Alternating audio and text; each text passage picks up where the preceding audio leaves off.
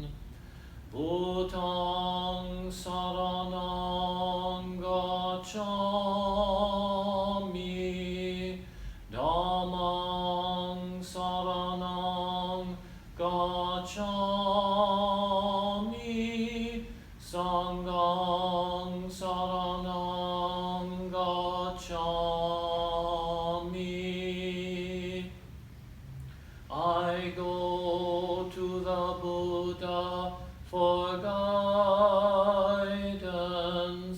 I go to the Dharma for guidance. I go to the Sangha for guidance.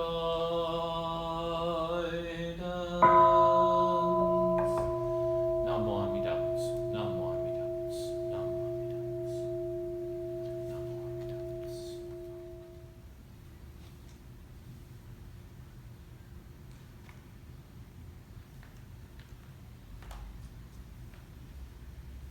Namo Amida Butsu.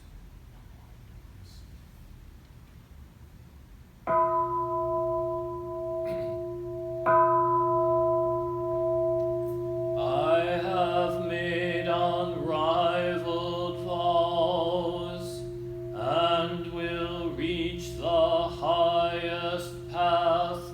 If I fail in any way, may I not attain Buddhahood.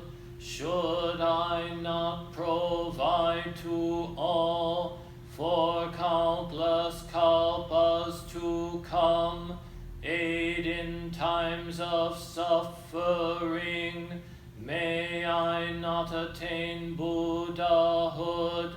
I will reach enlightenment, but unless my Buddha name resounds throughout the universe, may I not attain Buddhahood. I will practice the noble path wisely, mindfully, free of greed, seek to reach the supreme way, be a guide to one and all. May my power shine great light to illumine and dispel the darkness of the three poisons, and save all from suffering. With eyes of wisdom I'll remove the darkness of ignorance. I will close all evil paths, open gates of highest good. When I attain Buddhahood, light will shine throughout all lands, light brighter than sun and moon, outshining all heavenly lights, giving my virtues to all, not forsaking anyone. I will proclaim the Dharma like the roar of a great lion, bowing before all Buddhas, steadfastly gaining virtues, with wisdom fulfilling my vows. I shall be a guide to all, like the wisdom of my teacher. May my wisdom also shine all throughout the universe, and illumine one and all. If I shall fulfill these vows, may all lands tremble with joy. From the heavens wondrous flowers rain down upon all the lands. Namon Dabu, Namon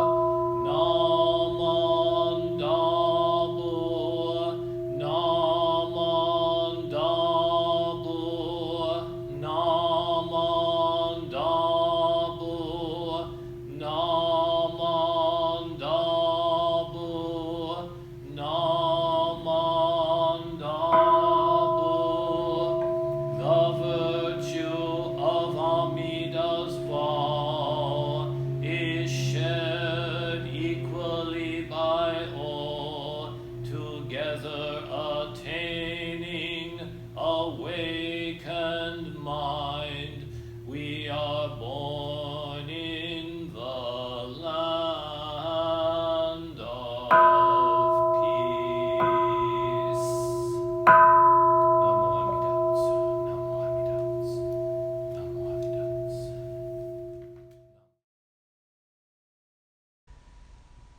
Golden Chain of Love. I am a link in Amida Buddha's golden chain of love that stretches around the world. I must keep my link bright and strong.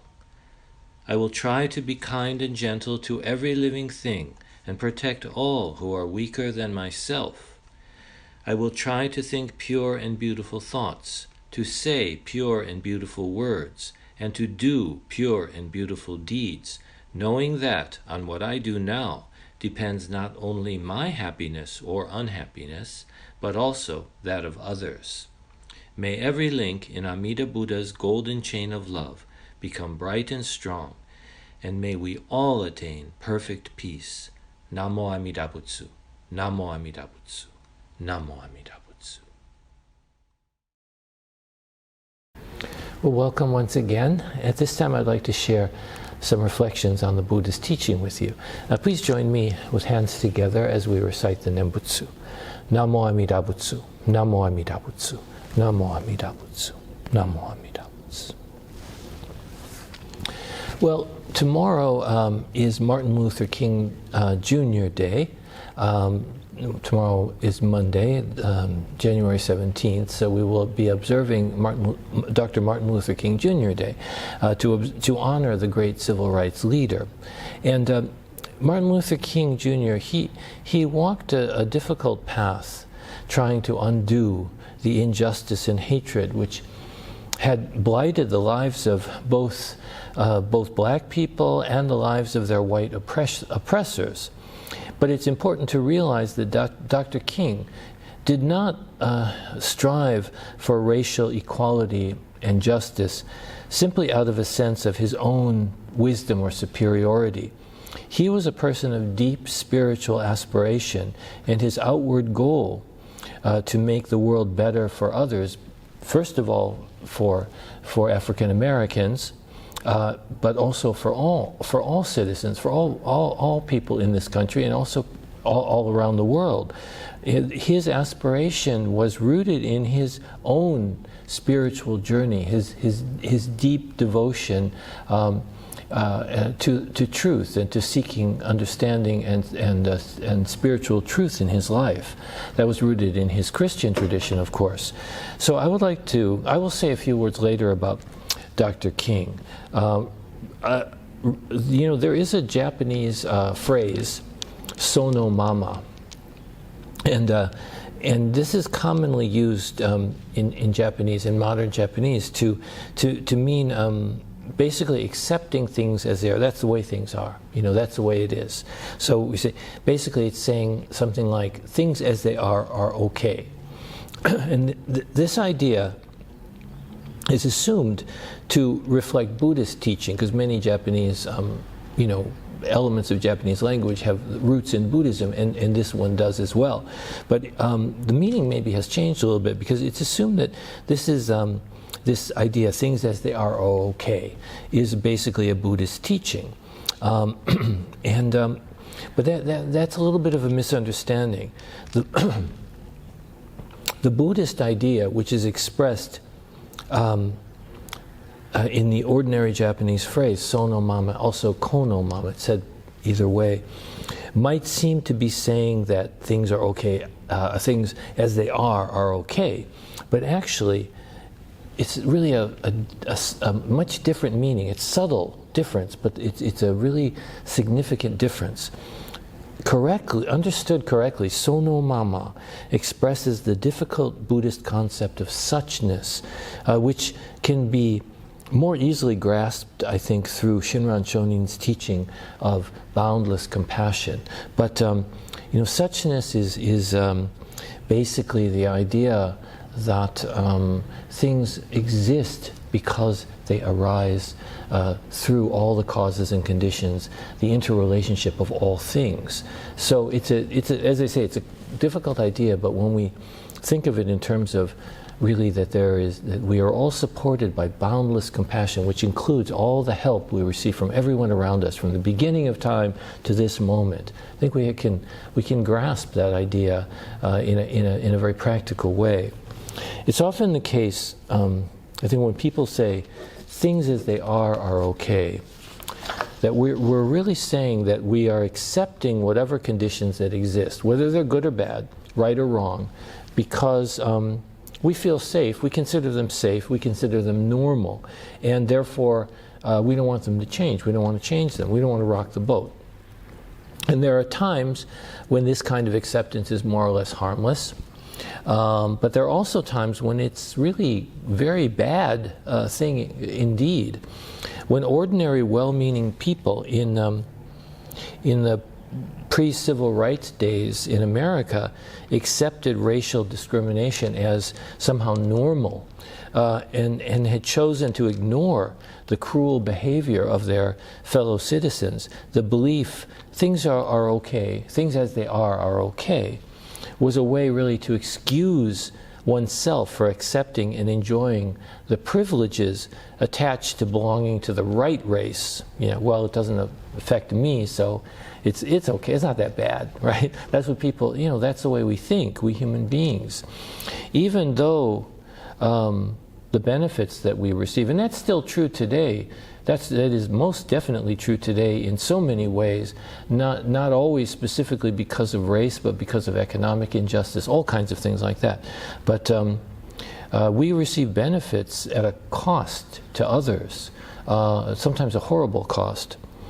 The most extreme example of this is the case of, perhaps of ordinary German citizens who accepted the tenets and policies of the Nazi leadership because they were living comfortable lives. They were afraid to speak out against their society's blatant discrimination and brutality. People don't want to get in trouble. They don't want to have problems themselves, so they keep their mouths shut. Of course, there are many other less extreme examples, and I think we see them around us every day. It may be that most of us who live in prosperous countries today, such as America and Japan, despite all the problems we now face, we're still prosperous compared to so many other places in the world. But anyway, people, those of us living in prosperous countries, who generally believe ourselves to be decent and good. We look at ourselves, I'm a good person, I follow the laws, I do what I'm supposed to do, I go to work, and whatever, I'm a good person. We're always saying things as they are okay, in order to relieve ourselves of the responsibility and for the conditions of all the many others in our society and around the world who are not at all fortunate. So people commonly accept the world as being okay as it is when they happen to be among those who are benefiting from the current conditions, more or less. This complacency is rooted in a kind of selfishness, a self-centeredness, and expresses itself in a rejection of any kind of meaningful change or meaningful desire for change. People say, oh, there's nothing I can do, that's the way things are. But it is important to realize that this type of, this meaning of things as they are okay, if we're speaking Japanese, sono mama, saying that things as they are okay, this reflects a false understanding of the way things really are. Maybe they're not okay. And this false view inevitably leads to a self-destructive and ego-driven life for individuals and for societies. To see the way things are clearly, we also have to look closely at those who do not benefit from, who are actually oppressed by, the conditions many people consider normal and acceptable. The other meaning, the Buddhist meaning of sono mama or kono mama, really means just as you are, and refers to that Buddhist teaching of suchness or emptiness that I mentioned before. All conditions are what they are because of the causes and conditions from which each moment arises. And to put it most simply, we all exist within the oneness of life. Another way to express this is to say that sono mama is my realization of being one with the life that always embraces me, with the wholeness of life that always embraces me, whatever my conditions happen to be. It is simultaneously to be accepted as I am and to accept others as they are. It is to embrace all of life and refuse to descend into self-pity or despair. It is the deep inner peace and gratitude that arises from realizing my own oneness with all things. It is to bow and take refuge, to entrust in what is true and real. Just as you are means to see myself as I truly am, with all my faults, and to find my ordinary selfish consciousness naturally becoming transformed into the Buddha's consciousness, into the Buddha's compassionate mind. But sono mama is never a way of excusing my own laziness and lack of courage to stand up to the wrongs in this world. Far from it. Rather, sono mama is the mind of great compassion. It's always looking to help others, looking out for the welfare of all beings. So if I say things as they are okay, that is not, it might sound like I'm just accepting things as they are, but actually it's very judgmental. They're okay for me. I don't care what other people are experiencing, and maybe they deserve what they're experiencing. That's the wrong, that's the sort of, conventional way I think people understand this, but the Buddhist way is to say, just as I am, just as you are. So I am embraced, I am accepted just as I am. That means I haven't done anything to deserve the kindness and the life itself I'm always receiving, but just as I am embraced by boundless compassion. And so I can accept others, everyone, just as you are, just as you are, just as, as I am accepted, so everyone is accepted. So it is a non-discriminating way of looking at things. It is that is the Buddha's mind. So when we realize that, we have an idea, we have a taste of what it means to be awakened to what is true and real. So tomorrow, people all over this state of Hawaii and all over our country, and many people throughout the world, will commemorate the memory of the late Reverend Dr. Martin Luther King Jr. So Dr. King was a person who would certainly have understood the difference between saying things as they are okay and just as you are. The condition of life in this country, for him and for all African Americans in his time, was one of economic and political inequality, instability, danger, and constant humiliation. Dehumanization, you see. These conditions have hardly been fully resolved, though the attitudes of many have changed. But most people in Dr. King's time accepted those conditions as completely normal, and they were mostly thinking, things as they are okay, don't rock the boat. They didn't have a sono mama view toward people of non-white skin, that is, the white people did not have this sort of view of just as you are for people who were not like them. They didn't accept others just as they were. They did not say just as you are.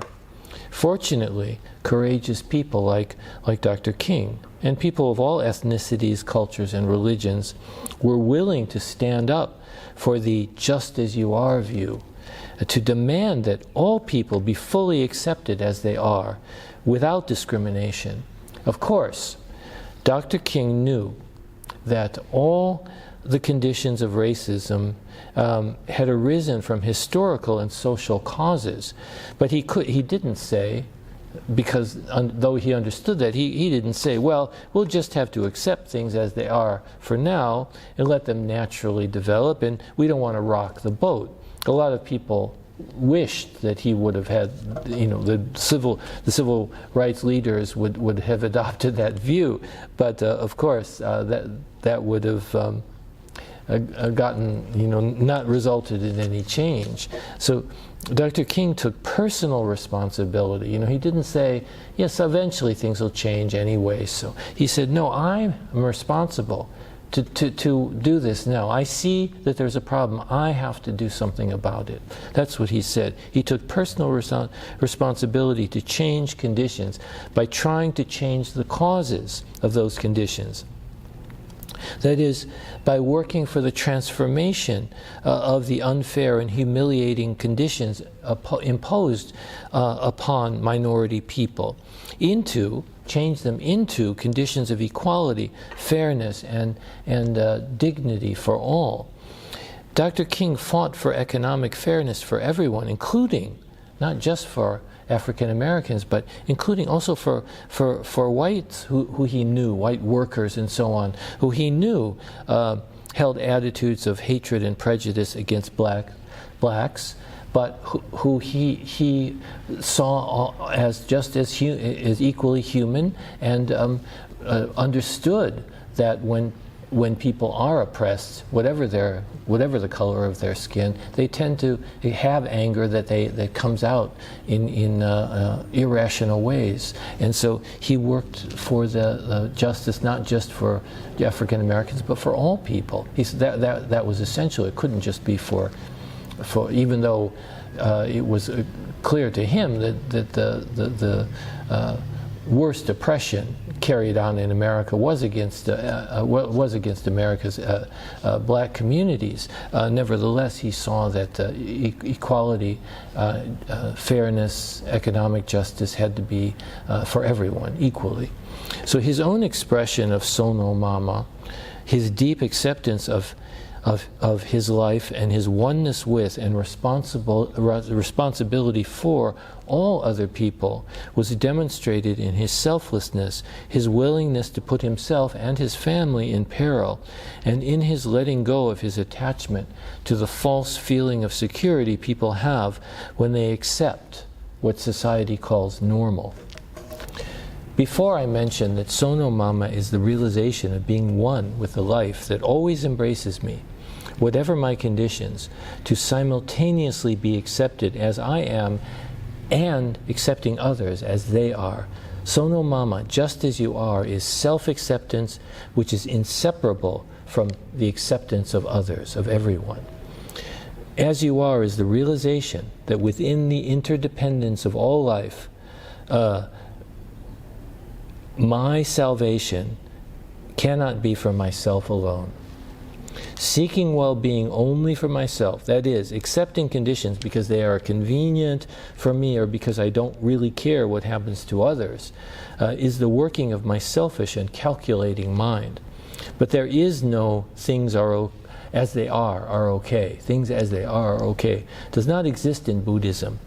There is only the fundamental reality that my true happiness depends totally on your true happiness, on the well-being of everyone.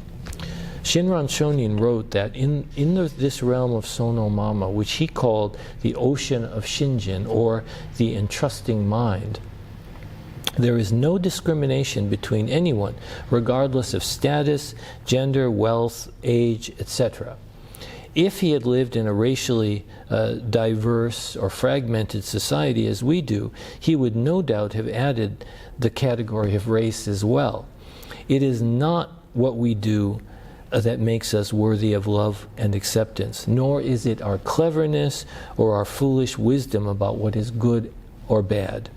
What matters in our life is only the limitless, boundless compassion, the true reality of all things, which embraces all of us just as you are. So remembering Dr. King, let us strive to open ourselves to see things as they are and not to rationalize our own privileged condition of life.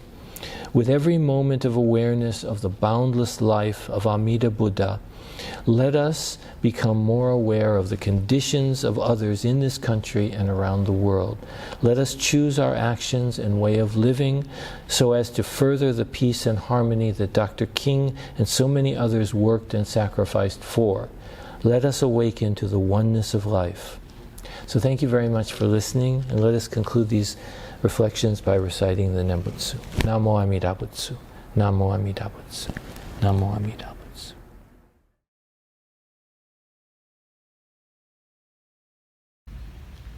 May all beings be happy and well. May no harm or difficulties come to them. May they live in peace and harmony. May I be happy and well. May no harm or difficulties come to me. May I live in peace and harmony.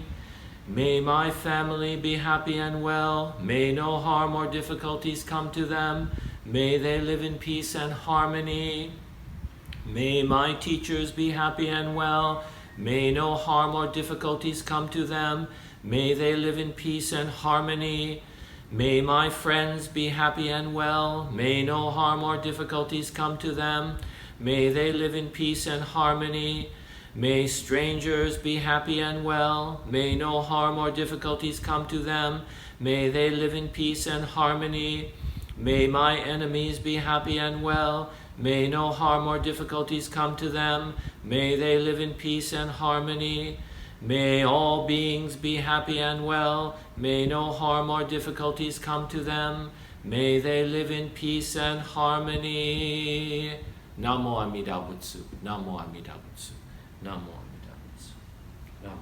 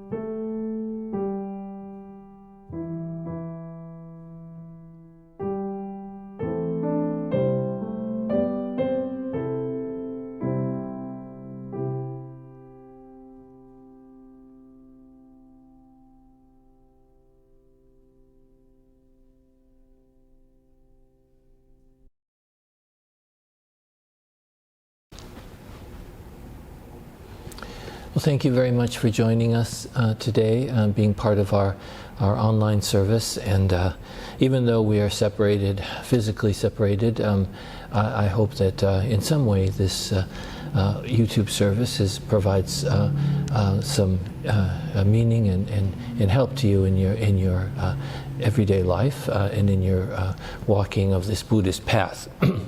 So today was, as I said, was just our regular Sunday service. Next week, the 23rd, we will be having our Hoanko, which is the memorial service for Shinran Shonin, one of our important yearly services.